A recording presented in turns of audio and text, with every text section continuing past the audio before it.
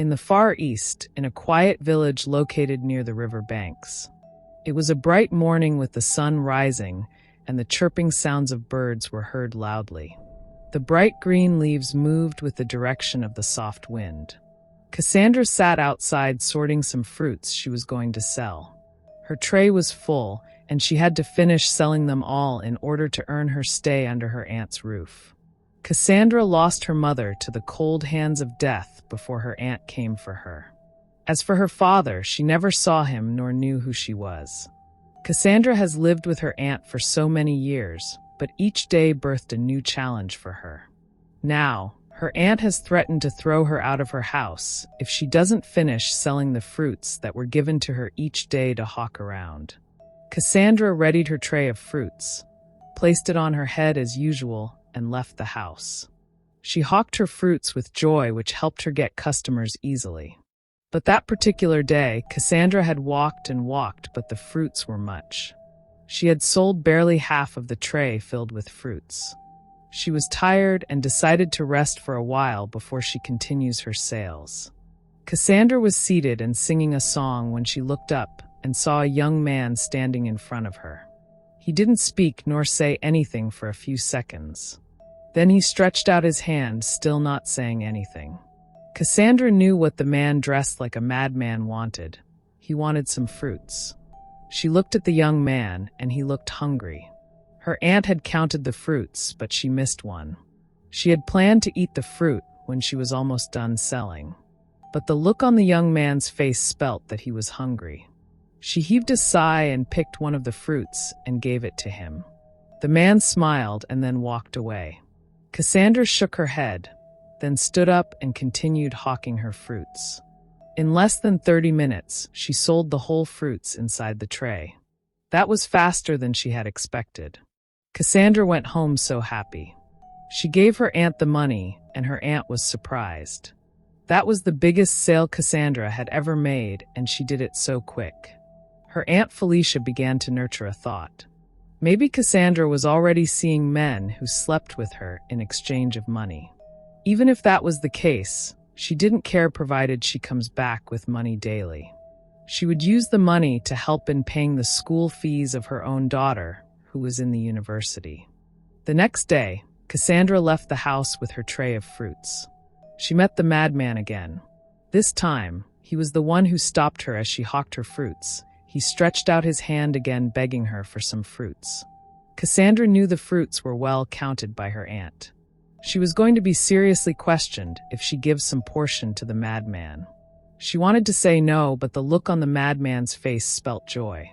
She didn't want him to be sad. She handed one of the fruits to him, and he continued his way with a smile.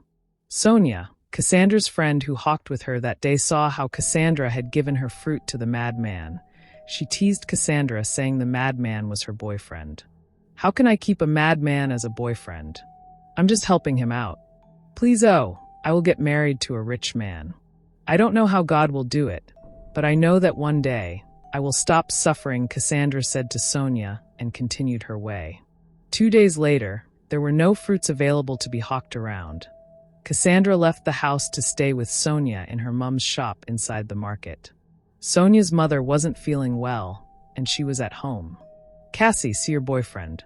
He's in the market today, Sonia said, pointing at the madman who was just walking around inside the market. It was as if the madman saw the finger pointing at him. He started walking towards where Cassandra was seated. A young man arrived in front of Sonia's mother's shop. He was well dressed and looked rich. He was holding a car key which dangled. Hello, beautiful one. Your goods are as beautiful as you are. How much is that one going for? He asked the girls.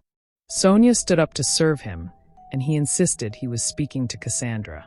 He said he wanted only Cassandra to serve him. Sonia happily let Cassandra to do the selling.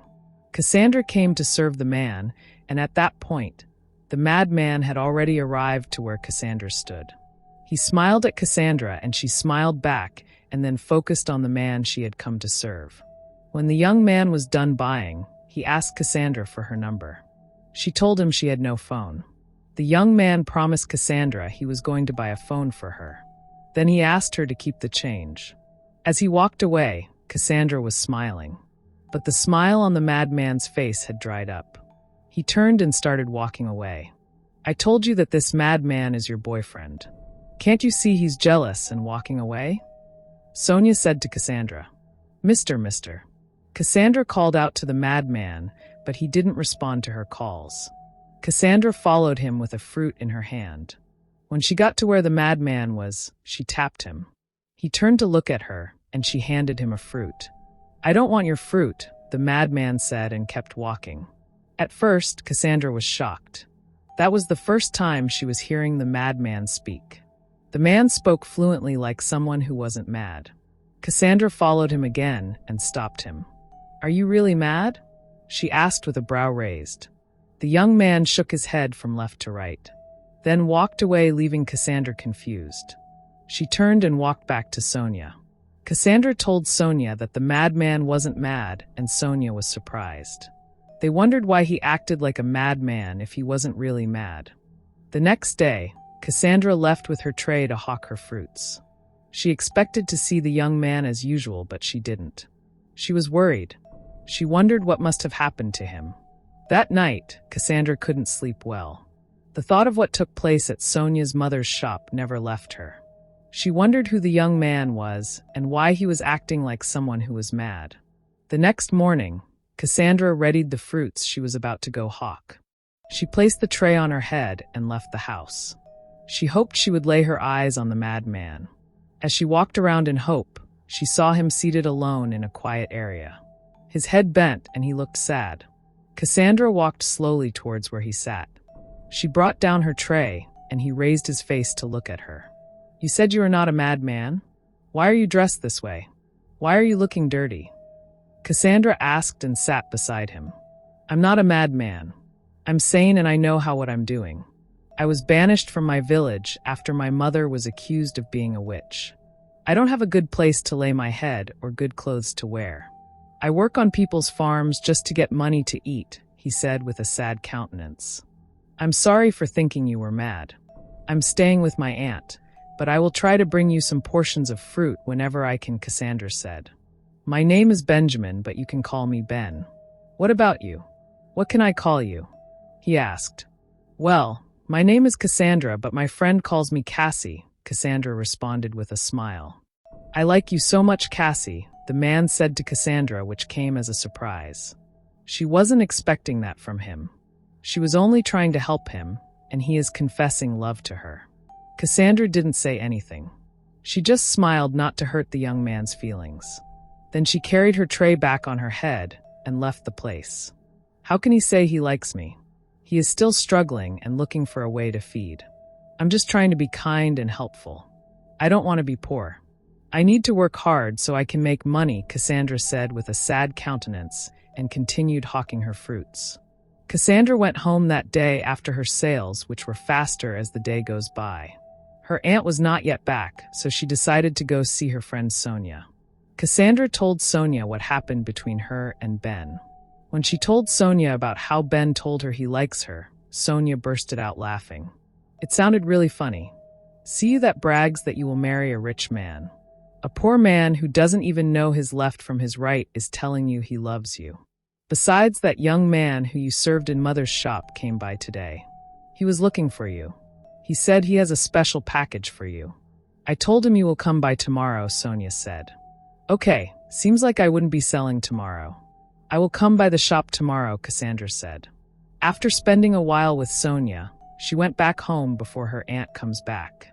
The next morning, Cassandra was surprised when she came outside and saw some fruits. She never knew she was going to hawk for the day. She had already made her plans with Sonia. Cassandra cleaned up the fruits and then arranged them on her tray. Then she left for the market. When she got towards where Ben sat often, he wasn't there. She never saw him that day, and she didn't know why. The next day, the day that followed, and the third day, Ben was nowhere to be found. Cassandra suddenly became worried. She would always think about Ben and the way he smiles. She was beginning to miss him. She would sit down and all she would think about was Ben. Am I beginning to like Ben? Why am I think about him so much? Cassandra asked herself. She only hopes she sees him soon. Cassandra was on her way to the market when she heard her name. She turned back, and it was Ben calling her. She turned, and he opened his hands for her. Cassandra couldn't help but run into his arms. She had missed him so much. When Cassandra saw some eyes were on her, she untangled herself from him. Ben wasn't looking mad any longer. Though he wasn't looking rich, but he was clean a bit. "Where have you been? What happened?" Cassandra asked inquisitively. "An old friend who lives in the city heard what happened to me. He started looking for me. He found me 3 days ago and took me in. He told me he would be taking me back with him to the city. So I decided to come tell you before leaving." "I know I will miss you so much," Ben said in a calm tone. Cassandra was happy for Ben, but she had mixed feelings. She was going to miss him when he goes back. Ben told Cassandra that he would come back for her. They said their goodbyes, and Ben left the village with his friend. After Ben left, the market wasn't flowing anymore for Cassandra as it did before. She missed Ben more than she thought. She was already in love with him, and she couldn't tell why. It felt like he was the only one who could make her smile. A few weeks later, Ben sent Cassandra a message.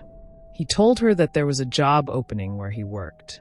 He was honest with her by telling her he worked as a gateman in a big mansion. The owners were looking for a house help, and he told them he had a sister in the village who will fit in the job. He told her he would be happy if she would join him in the city. Accommodation was free inside the mansion. He also sent some amount of money as transportation.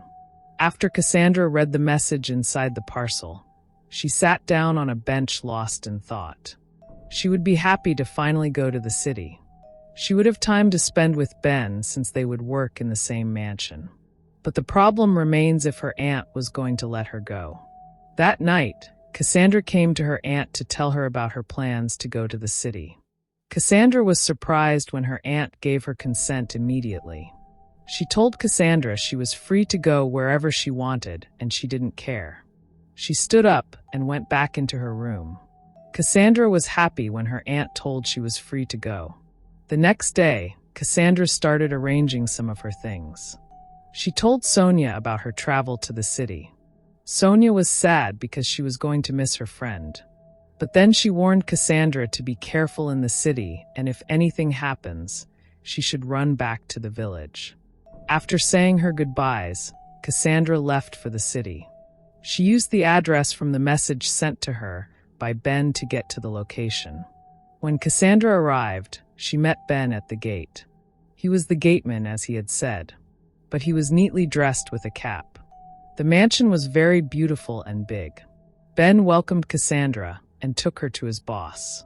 He told his boss that Cassandra was his sister from the village, and he brought her to fill the gap of the house help who left due to some family crises. The boss asked Cassandra some questions. She responded to all his questions smartly. He was impressed and told her she was employed and could start work immediately. Cassandra was so happy, so was Ben. He left Cassandra and retired back to his post at the gate. As the day went by, Cassandra and Ben would find a way to see each other. Cassandra makes sure she was the one that gives Ben his food. That way, she will get to see him and spend a few minutes with him. After about 2 weeks inside the mansion, the boss came back on a certain day. He called Cassandra to the living room that night. He asked her if she could work in an office. He wanted her to work for him as a receptionist in the office. Cassandra hasn't done the work before, but she was outspoken and believed she could do it. She told her boss she would do her best in the position. He told her that she would start work the next day. He gave her some clothes which she would be wearing to work in his office. That night, Cassandra sneaked to the gate post and told Ben about the proposition from the boss. Ben was happy for her, but the happiness didn't last. If you start working in the office, you will meet different men. You may forget me or our love. I don't want to lose you, Ben said emotionally. I can never forget you or all you've done for me, Cassandra assured Ben. The driver walked towards where they were, and Cassandra had to withdraw herself and went back into the mansion. The next day, Cassandra left with the boss to the office. She did her work and everything went well. Her boss appreciated her for a job well done. But the office work made Cassandra spend less time with Ben and more time with her boss. One day inside the boss's office, he called Cassandra. When she entered, he asked her to sit down. He began to tell her about his feelings towards her. He asked her to give him a chance to change her life. He told her he was going to get married her, and she would be the madam over everyone. He also promised to make her the happiest woman. Cassandra was overwhelmed. She didn't know what to say. It was like her dreams were staring her right into her eyes. She told her boss she was going to think about all he had said. Cassandra got home after work that day. She picked up her phone and called Sonia to tell her about what her boss just told her at work. "Cassie, this is what you've always wanted. To be married to a rich man so you won't have to suffer ever again. But I think you should remember you also met your boss because of Ben. But the choice is left for you to make," Sonia said over the phone. Cassandra hung up the call without saying anything. She laid on her bed lost in thought. Ben had brought her to the city. She's in love with Ben, but he's an ordinary gateman. She had always dreamed of getting married to a rich man. Now she is torn between love and her dreams. That night Cassandra couldn't sleep. She couldn't even go to see Ben. If she turns down her boss's proposal, he may sack her, and she would go back to the village. Cassandra laid on her bed with tears streaming down her cheeks. The next morning, Cassandra left for work without even seeing or speaking with Ben. Her boss didn't ask her anything. He decided to give her time. She didn't give her boss any response that day. When she got home, she went to see Ben. She told him about their boss's proposal. Ben was devastated. He got jealous and felt bad because he wasn't wealthy. But Cassandra assured Ben that she was going to turn down the proposal because he was the one she loved and not their boss. Ben was happy and thanked Cassandra so much for considering his feelings. The next day at work, Cassandra walked into her boss's office after knocking on his door. She told him that she was in love with someone else. Her boss tried to convince her, but Cassandra had already made up her mind. Her boss wrote a sack letter and handed it to her. He asked her to go back home and pack her things. She needed to leave his house because he won't be at peace seeing her under his roof. Cassandra took the sack letter with tears streaming down her cheeks. She wiped them and left the workplace. She headed home inside a taxi. When Cassandra got to the gate, she allowed the tears to flow. She knocked on the gate hoping to see Ben. She needed to tell him all that had happened. At least, he was going to give her a shoulder to cry on. But someone else opened the gate. "Where's Ben?" she asked one who had opened the gate. "He was sacked this morning. The boss discovered you were having an affair with him," the young man said with a sad countenance to Cassandra. The tears rolled down the moor from Cassandra's cheeks. She didn't know where she was going to go to. She didn't even know where she was going to find Ben. She walked into the house with the sack letter given to her by the boss. She needed to pack her things and leave before he comes back. To Cassandra's shock, there was Ben sitting on the cushioned chair inside the mansion. He was neatly dressed with his beards carved. He looked more handsome as he smiled at her. "What's going on? The gateman said you were sacked. Why are you dressed like this?" she asked, wiping her tears. "Cassie, everyone here works for me. This is my mansion.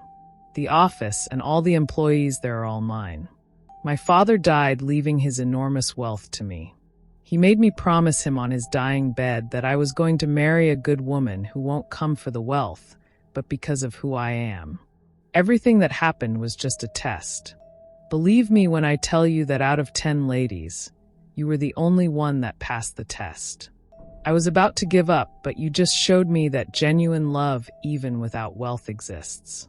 I love you so much, Cassie," Ben said, spreading his hands wide open for Cassandra to run into them. Cassandra was so happy, and it all felt like a dream. 2 days later, she went back to the village with Ben in an expensive car. Her aunt was surprised. She apologized to Cassandra for all the hard times she put her through. Cassandra thanked her for taking her in after her mother's death, notwithstanding how she maltreated her. Sonia was also happy her friend made the right choice. In a few weeks' time, Cassandra got married to Ben, and they lived happily ever after inside their mansion. Thanks for watching. Kindly subscribe to get notified for more intriguing stories.